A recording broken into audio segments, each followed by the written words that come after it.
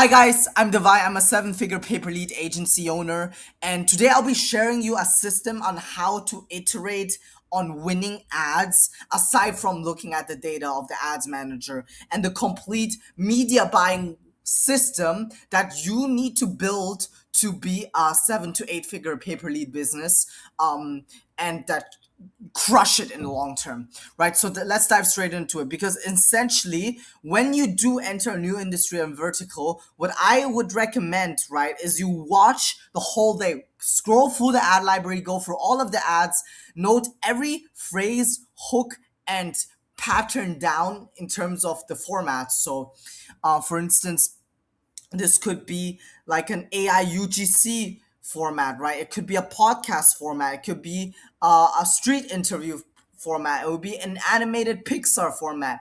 And then you have like a bunch of other ones, like just like highly edited B-rolls, right? So those are just like viral clips stitched together. And then you have 11 Labs voice layover on of a script that is like pretty printing. So what you want to do, right, is basically go through every ad, because that allows you to build up a pattern of recognition. You understand and you build up intuition of what works and what does not work in an industry. And you will see some repetition in phrases, hooks, the first 3 seconds of an ad, which is the most important part of the ad because obviously 80% of people watch it, and the pattern, right? So note those correlations down, and also save top competitor ads to the library. I'll be also giving you a spreadsheet template in the description below that you can use for yourself to keep track of everything. It's super simple but effective. Now, you want to save your top competitors ads to library, because one of the strategies that has always worked to a high percentage is just taking what wins and trying to improve on it, right? So Facebook ad library, foreplay, it's missing an E after the R, and get hooked, right, .com. So those are the free tools you can kind of use, as well as adspy.com, to search competitors ads and save them efficiently. Now, you want to go to adspy.com because it has an engagement filter. So you're able to see which ads are liked the most, which is a game changer, because then you have certainty that it performs well. And then Facebook ad library to like basically to add on the adspy.com library, because not all ads will be shown on adspy.com. And you want to scrape the competitor scripts, right, and basically note them down in a Google Doc. It doesn't need to be harder than that, because what you want to do is tell Claude to analyze all of the 100 winning scripts that you've basically, or however many that is in the industry, and then it will be able to tell common hooks and phrases, as well as the different psychological principle behind it, and it's going to give you more of an in-depth dive on what works in your industry, what kind of phrases, hooks, what kind of terminology works in your industry that you can use for yourself. And essentially, that's gonna lay down your infrastructure for media buying. And aside from that, the creative strategy is you always need to be really diving into the curiosity, right, of the customer pain point, and basically, if the eligibility, if the viewer feels like it's an ad that makes sense, if it's not just like bullshit or like over exaggerated. So those are the three things I always like try to think about every time I launch an ad. Is this going to make the viewer curious enough to click? Does it hit a pain point specific enough within their industry?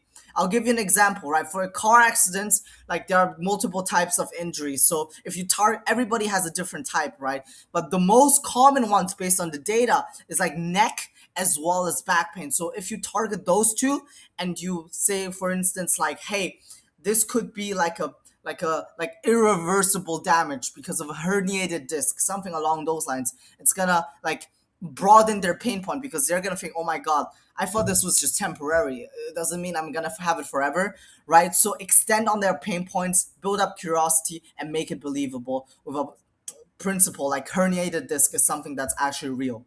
Remake top ads with a new angle. So like I said, you have the top competitors ads saved.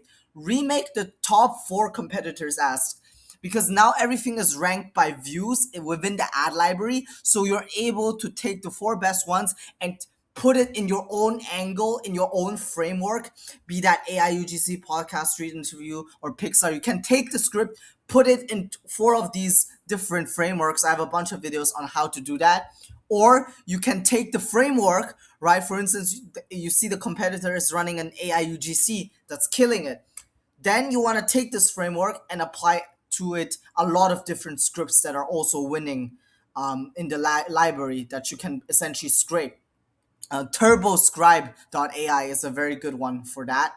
Um, and specifically, you can also download this app that's called, like, I think it's Whisper Flow, right? Whisper Flow is basically an app where you can click on it, and when you talk, it transforms what you talk into written emails or just like written things. So, and that applies to the ads as well, because when you're like clicking on Whisper Flow, it can transcribe the video directly into writing, which is super cool.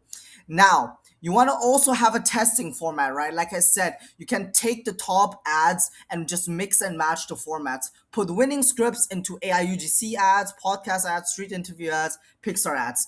Or put AI UGC ads into 5 different winning scripts. There you go. You have 10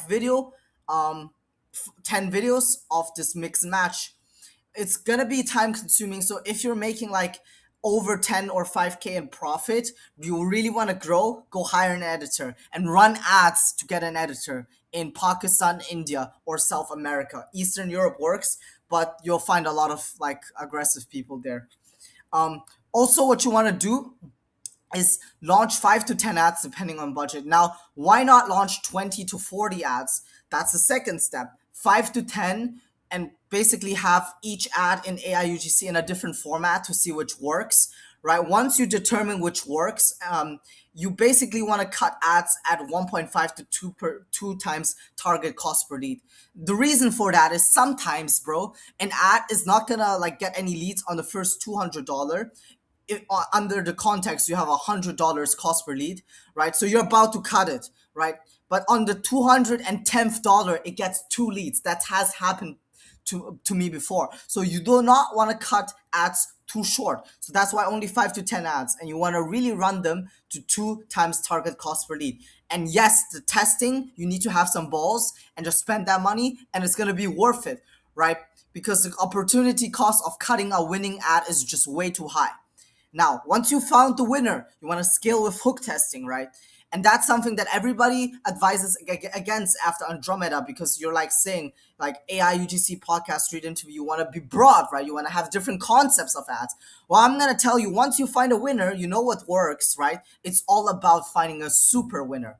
And with ads, the retention is like always fucked. It goes like really down, right? So 80% of the people watch the first 3 seconds and it drops off like crazy. So the first 3 seconds is where you're going to be spending most of your dollars at. Like 80 cents on the dollar is going to go to the first 3 seconds. So I recommend, right, take viral clips of your industry's things. Like if it's money, take like interview podcast with Mark Cuban or like some other billionaire that's entertaining, and then like stitch that into the first 3 seconds to capture more people's attention, because the body, you've already proven that it can convert, right? The winner can convert because it has a good body. So if you switch out the first 3 seconds and 20% of people watch more, then this ad, you're gonna turn a winner into a super winner. So you can make 100 hook variations, right? Just like download 100 viral videos of Instagram, train your algorithm to do like it, comment on one of these videos, and then train it to give you 100 or more. Send it to your WhatsApp and then download it. Once you find the super winner, it's all about tracking and analysis, okay? So UTM parameters tell you which ads produce which leads, because then you can know which leads actually converted into customers, so that the ad is actually high quality, and keep track of all this data, and you can see on which placements these leads also converted with UTM parameters. Use Grok to find out how to actually do this. I'm not going to go through it. Claude to analyze the performance data, the disposition sheet that your customers give you. So the disposition sheet, what that means is like basically the report that your customer has, how many leads converted into paying customers, and like breakdown on like which ads, which placements, etc. Placements are basically like Facebook Reels, Instagram Reels, feed, or like story, right? And yeah, repeat the system and you're gonna be good. And what I usually do, right, is I have a whole system where you can track like what is your priority ads that you want to make, that you have like think has the highest likelihood of success, middle priority, which formats you want to prioritize to try out, which ads you want to remake. You can paste the ad library link here, right, or the Google Drive link. Ideation, what kind of concepts that you want to come up with that nobody has ever come up before, and SOP for your media buyer. Right here, you can just put steps in, super simple, and then you have like a bunch of like remarks you can put in terms of pictures, right? Like here, attention car accident victim that catches so much attention, so I just put it in. And I found this UGC actress that was like really insanely good. So I hope this video was helpful. If you want to have a more in-depth support on your pay-per-lead journey, my DMs are open, Telegram and Instagram, and you guys take care.